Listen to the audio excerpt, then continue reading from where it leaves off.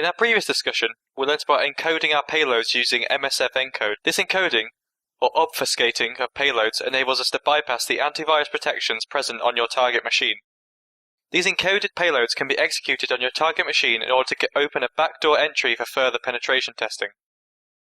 Moving ahead, in this video we will further investigate MSF encode and MSF payload to generate more complex and encoded forms of payloads. We will be using one of the most popular encoding styles present in metasploit, that is, Shikata Ga-Nai.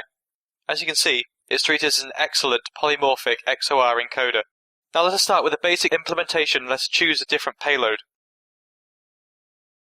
We now need to set the L host. Alright, our L host is now set. Let us pipeline the MSF encode command. Now let's choose a number of iterations as 2, generate an exe and name it newencoded.exe.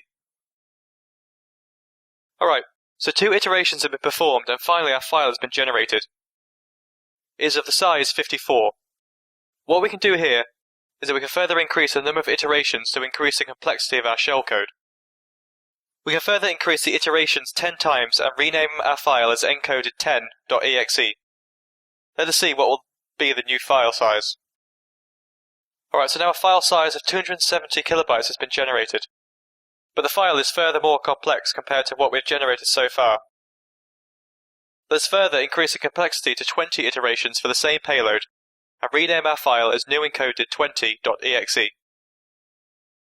The new file created is a size of 540 kilobytes. The complexity is increasing, the file size is also increasing.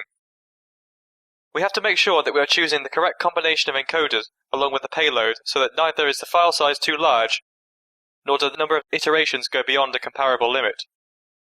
Now let's go back to our backtrack root folder and see whether our files have been created or not. Here we have the 20, and here we have the 10. So these are the files that have been generated finally. This was a quick demonstration of how we can keep increasing the complexity of payloads using the different available encoders. There is a huge list of encoders, and we can also combine the scripts of different encoders and generate a single encoder of our own, and further implement it to generate a more complex and undetectable payload.